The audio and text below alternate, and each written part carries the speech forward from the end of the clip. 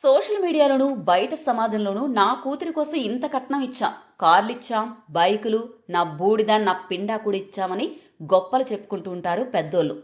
రియాలిటీలో ఆ కట్నం కూడా ఆ మొగుడికి వాడి అమ్మా బాబులకు సరిపోదు. చివరకు బాధపడేది అమ్మాయే, బలయ్యేది కూడా అమ్మాయే. ఇది హిందూ వివాహ వ్యవస్థలో ఉన్న అతిపెద్ద లోపం. అందుకే మీ అమ్మాయి కోసం ఇచ్చే కట్నం గురించి డప్పు, ఆర్భాటాలు, ఆవకాయ బద్దల్లాంటి బిల్డప్లను మడిచి ఎక్కడైనా పెట్టుకోండి. బయట షో చేయకండి. మీరు ఎంత ఇచ్చినా అది పబ్లిక్ చేయాల్సిన అవసరం లేదు కదా. ఇది ఇతరుల తల్లిదండ్రులపై భారాన్ని పెంచుతోంది. అప్పుడు చేసి మరీ కట్నాలు ఇచ్చుకోవాల్సిన దుస్థితికి కారణమవుతోంది. రియాలిటీ తెలుసుకోండి. నిక్కీ 26 ఏళ్ల యువతి. 2016లో విపిన్ భాటీని వివాహం చేసుకుంది.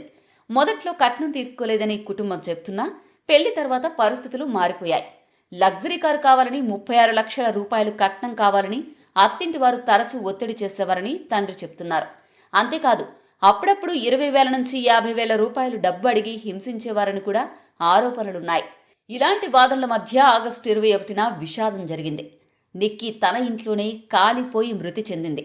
అందుకే చివరగా ఒక మాట గుర్తుంచుకోండి. పెళ్లి అనేది ఇద్దరి మధ్య బంధం కదా, వ్యాపారం కాదు కదా. మరి పెళ్లికి కట్నం ఎందుకు? కట్నం అనేది గర్వించాల్సిన సాంప్రదాయం కాదు, నిర్మూలించాల్సిన వ్యాధి.